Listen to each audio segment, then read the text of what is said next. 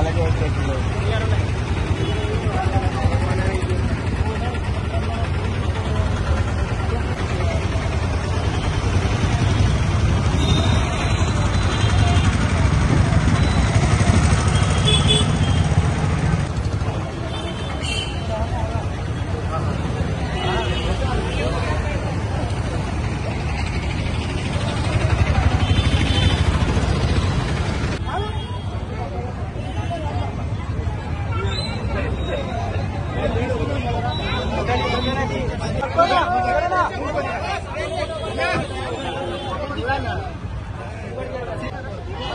అన్నా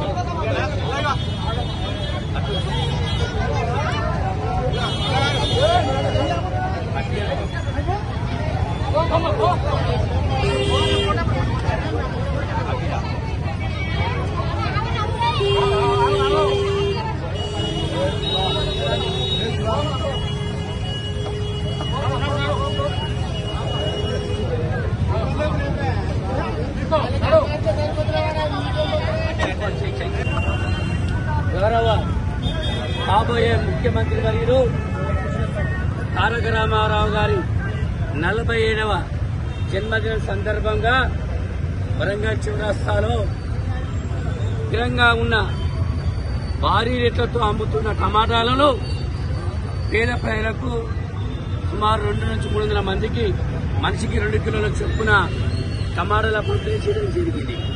ఎందుకంటే కేసీఆర్ గారి యొక్క లక్ష్యం పేదలకు ఎటువంటి సంక్షేమ పథకాలు కానీ ఎటువంటి దాన ధర్మాలు చేసినా పేదలకు అందే విధంగా పేదలకు ఉపయోగపడే విధంగా చేయమంటారు కనుక వారి ఆదేశాలకు అనుసరిస్తూ ఈనాడు ఇటువంటి కార్యక్రమం చేయడం జరిగింది.